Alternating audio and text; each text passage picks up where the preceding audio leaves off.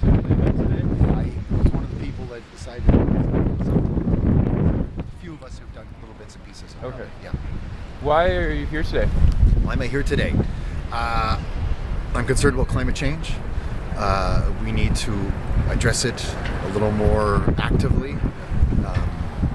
Saskatchewan is a major per capita polluter of CO2 in the atmosphere.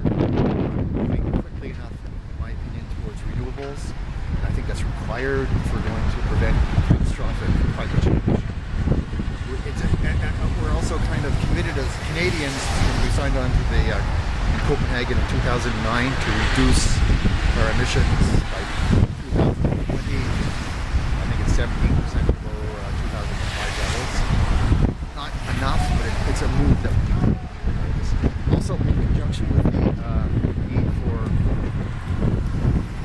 what people in the States, for 160 different organizations have signed on, including the Sierra Club, 350.org, and Pop Caucus. They're protesting on the States right now, and although it's around the XL pipeline, just because it's a major industry activity that's going to help produce some more CO2, and they're just wanting to reduce as much as they can. Their larger issue is we have to start a global movement. They believe that in the past, the civil rights movement, the women's movement, the anti-slavery movement required people protesting and working towards changing those kinds of activities. The climate change movement has been going on for years and years, so how do you see yourself within that movement? Myself personally? No, the event today, sorry. The event today, it'll be just a small little activity in support of that and in support of making the change. It will not change at all very much. It just brings some attention to it, get a little publicity, and it will have to continue and become larger to make the alterations necessary. It's a small step. It's a very small step. Yes.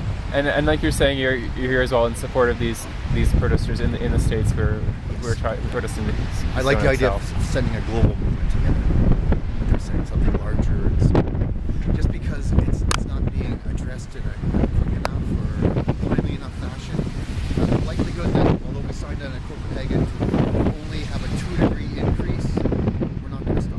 We're going to be going over the top over that. And what the various models indicate, more than putting a line, just sort of reaffirming what the earlier one said.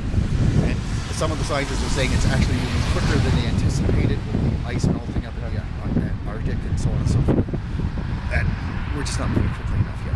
And we have to make those kinds of changes. And you've talked about the stats in Saskatchewan.